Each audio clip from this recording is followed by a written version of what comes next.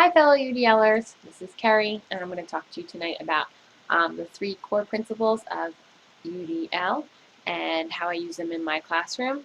So there are three main principles of UDL that are based on brain research and different networks in the brain.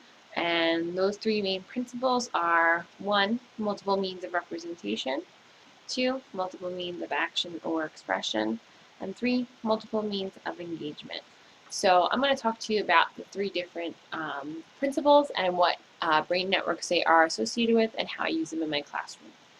So the first network that I'm going to talk to you about is the affective network, and this is the why of learning. This is how and why students are engaged and stay motivated. It's why they're interested in what you're talking about and what you're learning about. And this part of the brain is used to stimulate interest and motivation for learning. It's kind of like what I think they said in the book, it's like the hook of learning, how you keep them wanting to hear more about what you're saying. So with this network and with this principle, the multiple means of engagement, when I took the survey this week for UDL, this was my strongest point as a teacher, according to these three different principles. I really feel strongly that I do a fairly good job at engaging my students. There are a couple different reasons why I think I do a good job of engaging with students. First is I teach a character ed elective, and I think just the content that we talk about and learn about engages the students because it relates to them. So, for instance, we talk about friendship and cliques. We talk about bullying. We talk about peer pressure. We talk about goal setting. We talk about all these different things, and I try my best to relate it to their lives and what they're going through. Next, the other way I use this in my classroom is I engage the students kinesthetically. So I have them moving throughout the classroom mostly every lesson, I guess all lessons, in different ways. So I have the kids moving, up and moving, whether it be that it's the opening activity where they have to do a small gathering where they're throwing a beach ball around and answering questions, whether I have them doing skits. Today, for instance, we talked about diversity, and I had them do a chair game where they were rotated around the room, answering questions to what they had in common, what they had different. So I have them moving a lot in my classroom. So I think the students are engaged, they're excited and interested because of how much I have them moving. Some of the students call it an adventure every day. And then another way that I engage students in the classroom is I use music a lot. I allow them to use music that they enjoy, as long as it's a radio edit. So even if we're doing group work where we're sitting at stations, and it's like quieter group work, I'll have music in the background. So the students will, everybody will get a chance to choose a song that is appropriate for school, and we get to listen to that song, a couple of songs throughout the lesson. So I use music to engage them. So I engage them kinesthetically. I engage them auditorily. So I engage them by the material that we're learning, the different way that I relate it to their lives. So that's why I think I scored highly on the survey that we took for this week with the different networks and different modes, different principles of UDL. Next, I'm going to talk about the recognition network, which is the what of learning. This is how we gather facts, we categorize what we see, what we read. It's how we present the information and content in different ways.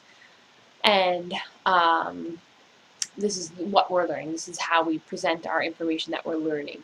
So the way that I present the information that we're learning is I do a lot very much auditorily, and more recently I've been doing a little bit more visually. So a lot of times we'll discuss, I'll talk about what we're going to discuss for the day, and we will have an activity that we will be doing. So the students will have the information presented to them auditorily. I'll say, this is the activity that we're going to do today.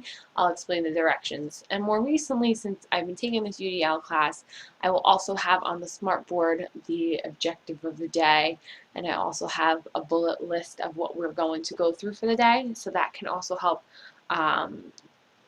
the visual learners, so they can gather the information and categorize what they see, what they hear. So not only am I presenting the information auditorily, I also have it on the smartboard. Another different thing that a different way that I do it is we do a lot of hands-on, as I explained earlier. So the students are able to process our hands-on activity, you know, and actually do the activity. It's a lot of hands-on activities in my class. Finally, the strategic network. This is the how of learning. So this is how students plan and perform tasks. We organize and express our ideas. The examples they gave in the book are writing an essay, you know, solving a math problem. So this has a lot to do with differentiating the way the students can express themselves. So basically, everybody learns differently, as we learned from Todd Rose 2 weeks ago with variability. And that has a lot to do with a lot of the different processes in UDL with the recognition and effective and strategic network.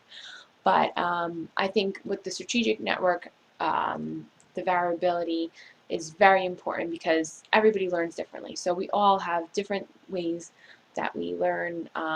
Some of us learn better by writing. Some of us are more creative and rather do things. So for this, I like to give the students options. So a lot of times, and again, this is something else that I learned through UDL, a lot of times I would just process and discuss auditorily with the students what we were learning, what happened today, how did that activity go, what are your thoughts? But more so now after UDL, I've been giving them a little bit more options. So they have the option, they can either answer you know, through the discussion, or they can write down, because usually with my discussions I will have a couple of main questions that I ask. I'll also now have them on the smartboard, which is something else I picked up from UDL. So the students can either participate verbally, or they can write their answers just on a piece of scrap paper and hand it in for those main questions that we're talking about in class. But if they don't feel comfortable participating, they have the option to write it down.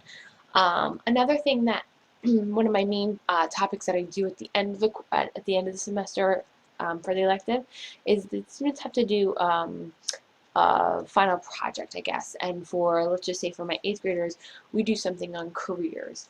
And so the how of learning is that the students have options and freedom of how they are going to present this information to me. Some students, I give them a rubric, and I say, this is what you're going to get graded on, this is what you need to have in your presentation, and you know, I set that all up for them. It's a pretty simple rubric, but they know exactly what's expected of them and what they need in that presentation.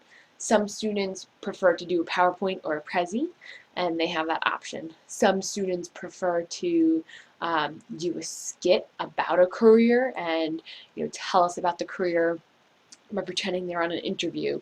That was something that somebody did my last marking period. So they did a skit.